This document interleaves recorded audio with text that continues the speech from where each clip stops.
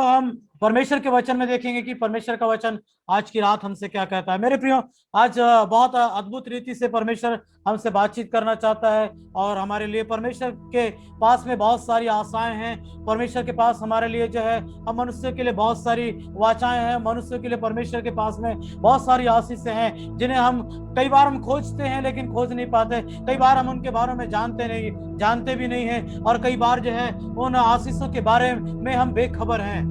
आज मैं आपको उन आशीषों से परिचित कराना चाहता हूं। उन बातों से, परमेश्वर की अनुग्रह से आपको मैं परिचित कराना चाहता हूं। उन बातों के ऊपर मैं प्रकाश डालना चाहता हूं, जो बातें आज की रात परमेश्वर ने आपके लिए रखी हुई है। और परमेश्वर के कटोरे में आपके लिए क्या रखा हुआ है, और परमेश्वर के पास आपके लिए क्या रखा है, उसके सिंहासन से आपके लिए क्या बह रहा है, उसके हाथों से कौन सी करुणाएं आपके लिए बह रही है। परमेश्वर आज की रात जो है आपको किस रीति से आशीषित करना चाह रहा है। मैं आपको बताऊं, परमेश्वर आपके बारे में प्रतिदिन सोचता है और परमेश्वर आपके बारे में हर समय, हर क्षण, हर नैनो सेकंड में आपकी कल्पनाओं को परमेश्वर करते हैं।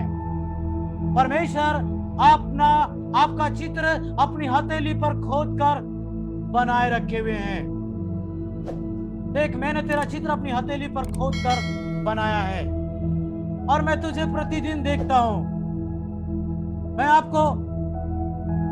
आपका ध्यान जो है परमेश्वर की ओर, वचन की ओर ध्यान दिलाना चाहता हूं, आकर्षण करना चाहता हूं। जहां यिर्मयाह की पुस्तक उसके 29वें अध्याय और 11 पद में एक बहुत खूबसूरत बात परमेश्वर ने अपने वचन में हम सब के लिए लिखी हुई है, जहां पर वो पूरे समय हमारे लिए कल्पनाओं को करता है और वो कल्पनाएं हमारे लिए हमेशा लाभ की होती हैं, नुकसानदायक नहीं।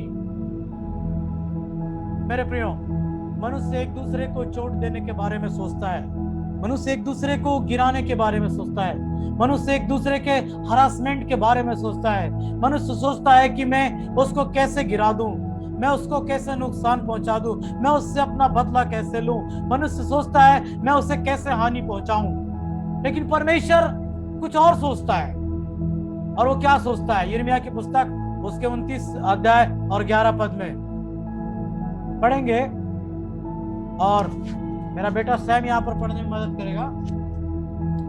क्योंकि यहोवा की यह वाणी है कि जो कल्पनाएं मैं तेरे विषय करता हूँ उन्हें मैं जानता हूँ, और वे हानि की नहीं वरन कुशल ही की है, और अंत में तुम्हारी आशा पूरी हो करूंगा। देखिए, परमेश्वर हमारी आशा को अंत में पूरा करने वाला परमेश्वर है और वो कहता है मेरे पास तुम्हारे लिए लाभ की कल्पनाएं हैं, वो हानि की नहीं है। इसका मतलब जो प्रतिदिन जैसे हम हर दिन फ्रेश होते हैं, तैयार होते हैं और आईने में अपने आप को देखते हैं और कुछ अच्छा सोचते हैं, आज मैं अच्छा दिख रहा हूं, मेरे बाल अच्छे दिख रहे हैं, मेरी आंखें आज अच्छी दिख रही है।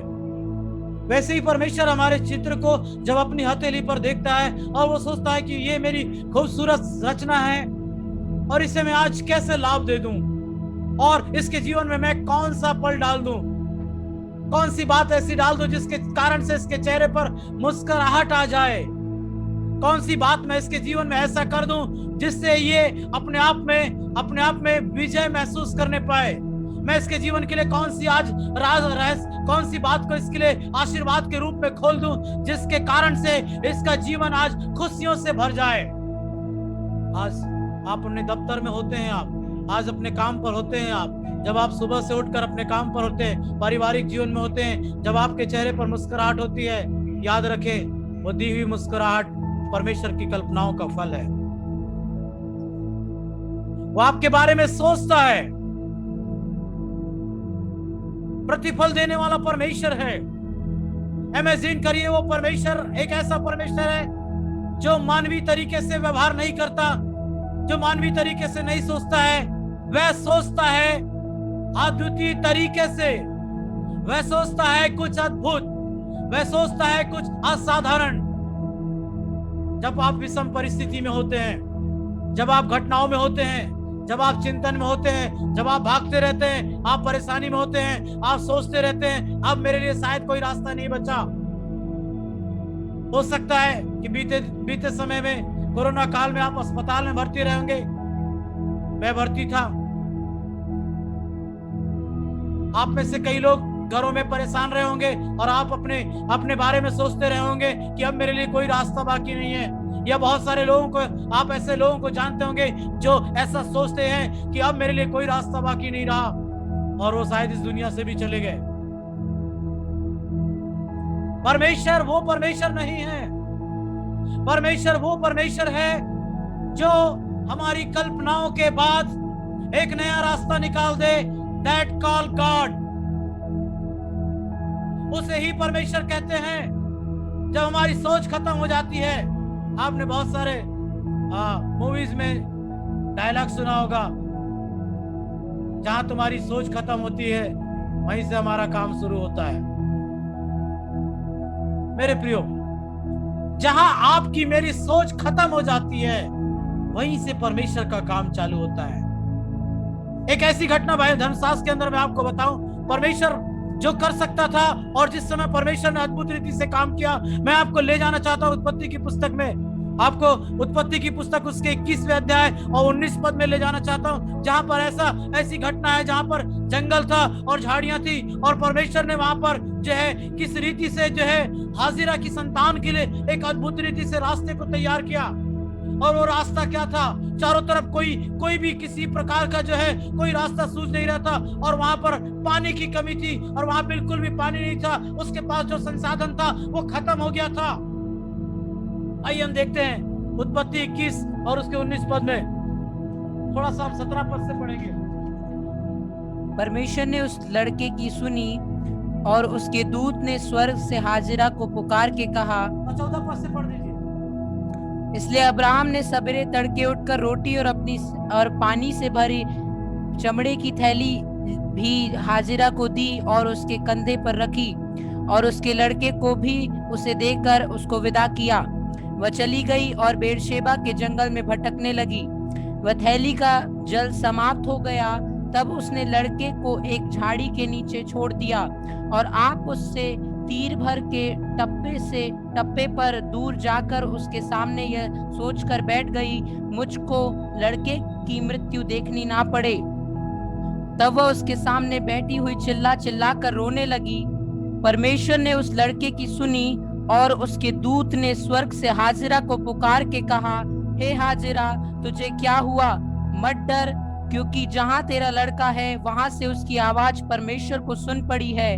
उठ, अपने लड़के को उठा और अपने हाथ से संभाल, क्योंकि मैं उसके द्वारा एक बड़ी जाति बनाऊंगा। तब परमेश्वर ने उसकी आंखें खोल दी और उसको एक कुआं दिखाई पड़ा। तब उसने जाकर थैली को जल से भरकर लड़के को पिलाया। Praise the Lord.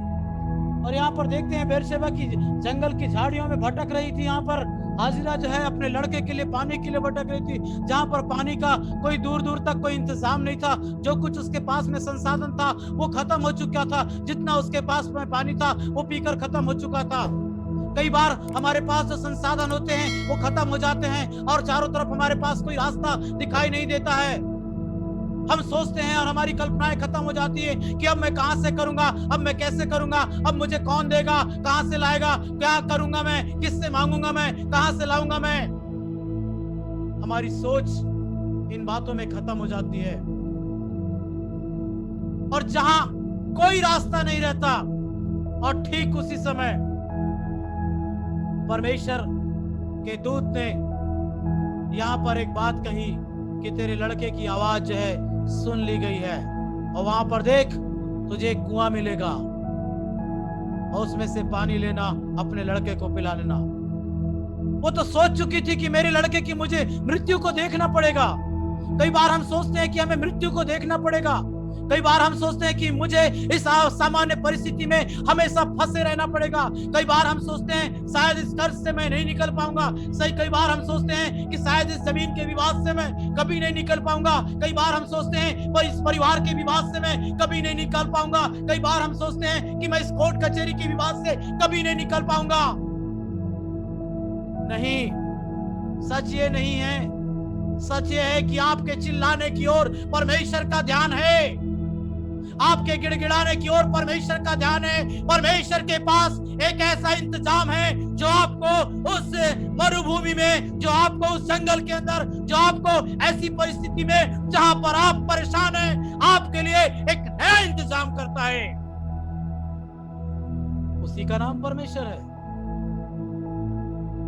मनुष्य से तो नहीं हो सकता, लेकिन परमेश्वर से सब कुछ हो सकता है। मरकुस 10:27 में लिखा हुआ है, मनुष्य से नहीं हो सकता लेकिन परमेश्वर से सब कुछ हो सकता है, क्योंकि परमेश्वर से सब कुछ हो सकता है। प्रियो, ये सचमुच एक ऐसी घटना है जहां पर परमेश्वर खुद कार्य कर रहा है, जहां पर परमेश्वर खुद कार्य कर रहा है, जहां पर परमेश्वर पानी का इंतजाम खुद कर रहा है। हमारी विषम परिस्थिति में परमेश्वर हमारे लिए पानी का इंतजाम करने वाला परमेश्वर है, अर्थात हमारी प्यास को बुझाने वाला परमेश्वर है, अर्थात हमें जीवन देने वाला परमेश्वर है। शायद उस स्थान पर यदि पानी की व्यवस्था नहीं होती तो यहाँ पर उसके बेटे को, मृत्यु को देखना पड़ता, लेकिन परमेश्वर ने इंतजाम किया। परमेश्वर कुछ ऐसा करते हैं जो हमारी कल्पना से बाहर होता है, हमारे विचारों से बाहर होता है। मैं आपको एक और घटना की ओर ले जाना चाहूंगा जहां परमेश्वर ने अद्भुत रीति से काम किया। जब फिरौन की सेना इसराइलियों को परेशान कर रही थी, सब आप लोग जानते हैं उस घटना को। और फिरौन की सेना जब जो है इसराइलियों को जो है लगातार परास्त कर रही थी। और यहाँ पर हम देखते हैं कि परमेश्वर किस रीति से यहाँ पर यहोशू की पुस्तक उसके 10वें अध्याय और 13 निर्गमन की पुस्तक उसका 14 अध्याय और 28 पद में किस रीति से परमेश्वर अपने वादे को पूरा कर रहा है उनके साथ में, उनके लिए एक अद्भुत रीति से रास्ते को निकाल रहा है। उनके लिए परमेश्वर यहाँ पर एक ऐसे कार्य को कर रहा है जहां पर फिरौन ने कभी सोचा भी नहीं था कि परमेश्वर इस्राएलियों के लिए कुछ इस तरीके का भी काम कर सकता है।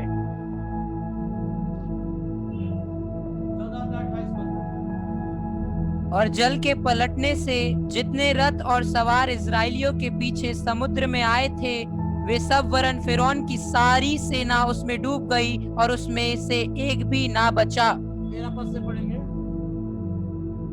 मूसा ने लोगों से कहा, डरो मत, खड़े खड़े वह उद्धार का काम देखो जो यहोवा आज तुम्हारे लिए करेगा, क्योंकि जिन मिस्रियों को तुम आज देखते हो उनको फिर कभी ना देखोगे।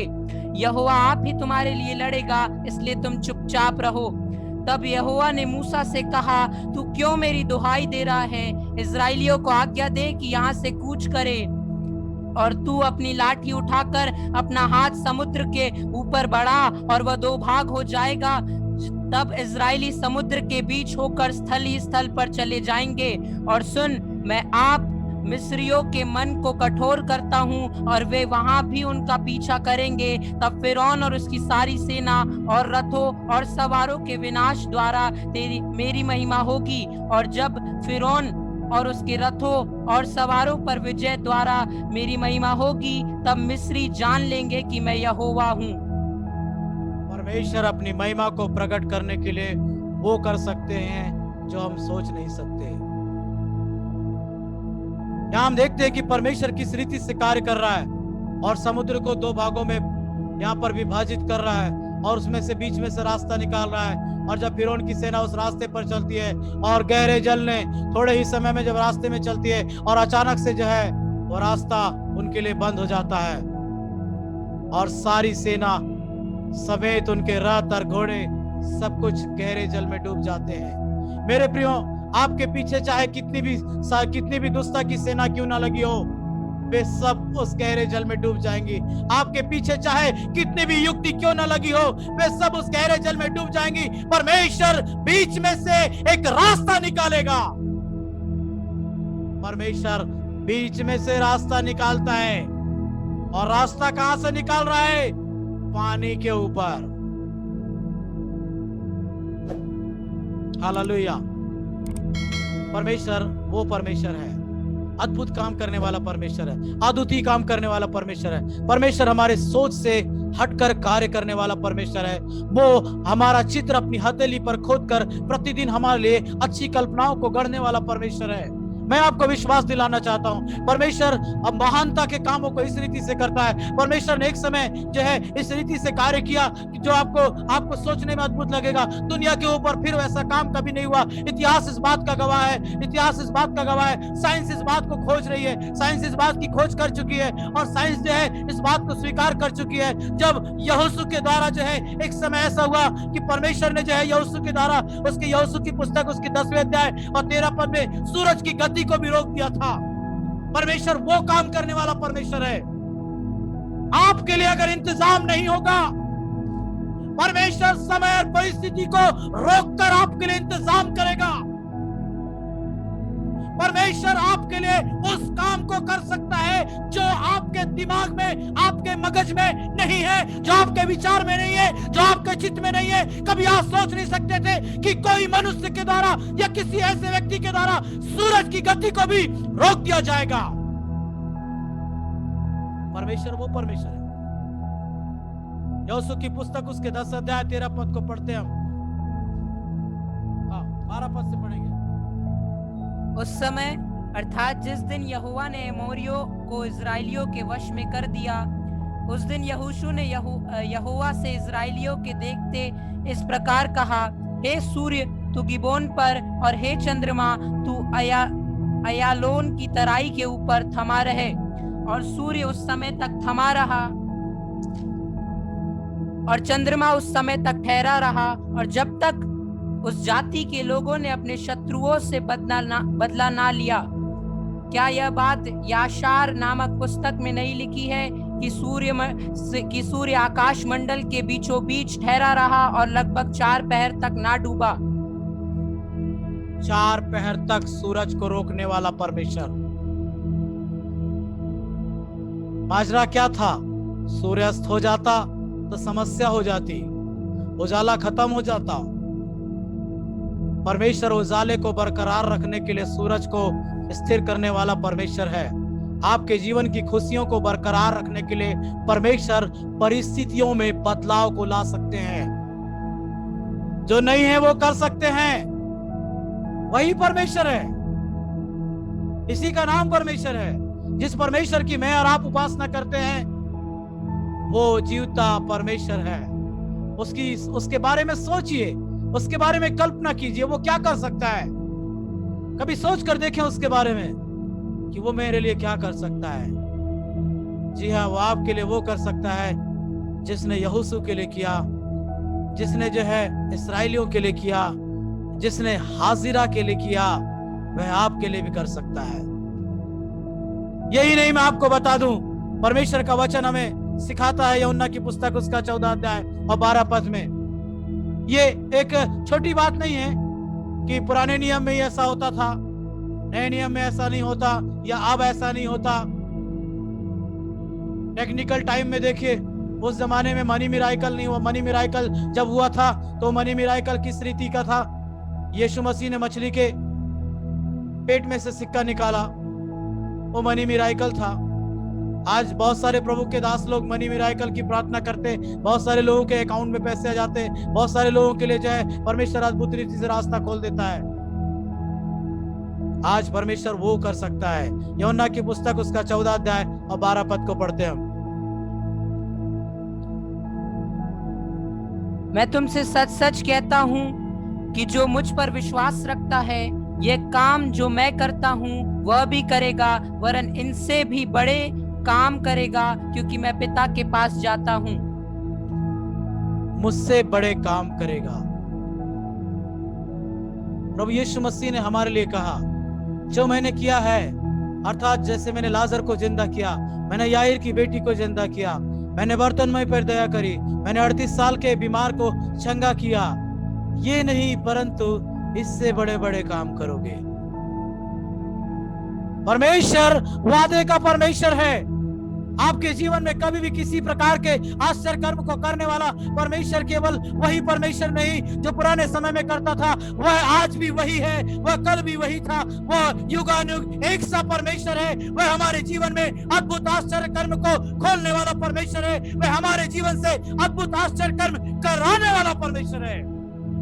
न केवल खोलेगा परंतु आपके जीवन से कराएगा भी। आप खुद आशीषित नहीं होंगे, परंतु आप दूसरों के लिए आशीष का कारण भी होंगे। आप अपने जीवन में पहचाने परमेश्वर की महिमा को प्रकट करें, जिस रीति से यीशु मसीह ने परमेश्वर की महिमा को प्रकट किया।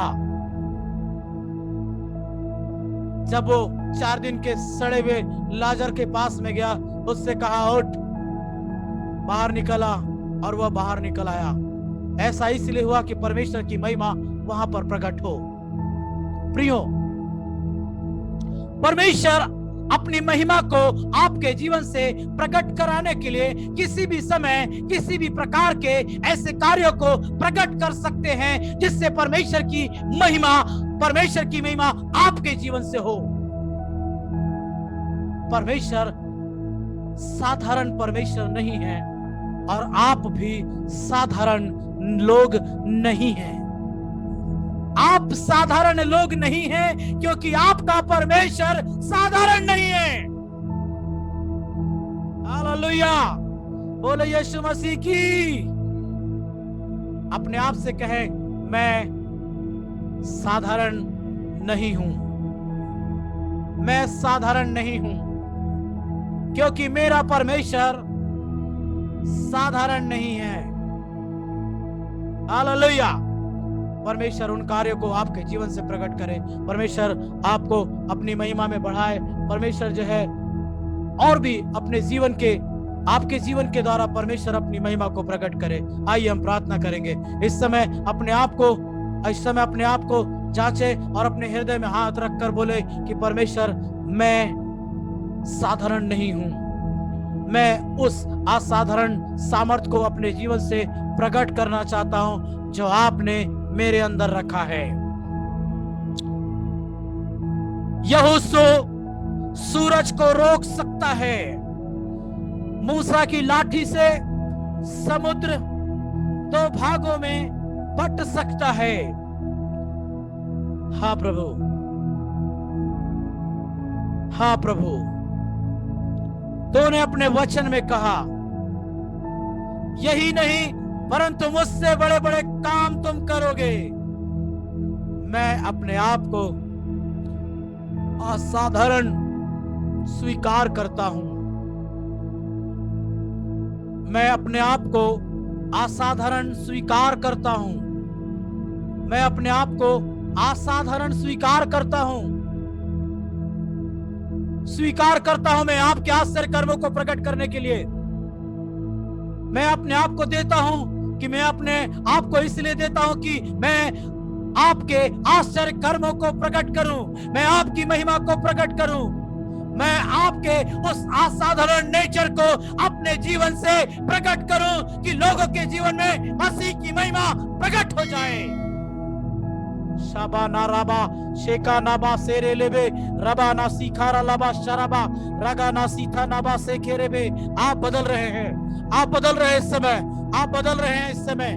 आप असाधारण परमेश्वर के असाधारण सामर्थ्य को महसूस कर रहे हैं। आप अपने जीवन में एक असाधारण सामर्थ्य को महसूस कर रहे हैं। आप बदल रहे हैं इस समय। आपके नेचर में एक बदलाव आ रहा है। आप परमेश्वर की सामर्थ्य को प्रकट करने वाले लोग होंगे। आप परमेश्वर की महिमा को प्रकट करने वाले लोग होंगे। आप परमेश्वर की युक्ति को समझने वाले लोग होंगे। आप परमेश्वर की महिमा को प्रकट करने वाले लोग होंगे। आप सामर्थ्य के कामों को प्रकट करने वाले लोग होंगे। आप बीमारों को चंगा करने वाले लोग होंगे।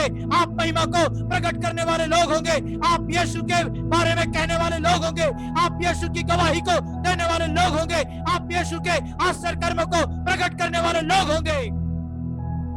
शबा नबा शराबा राबा ना से खोतो नोबो से केरेबे शिकाता नबा से खेरेबे रीगा नबा सखा।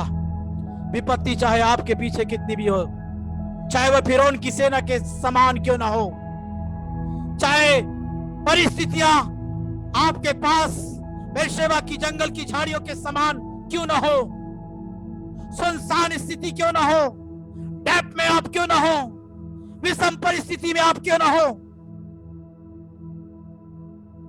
परमेश्वर आपको अपनी महिमा से भर रहा है। रबाना से खोरोबो।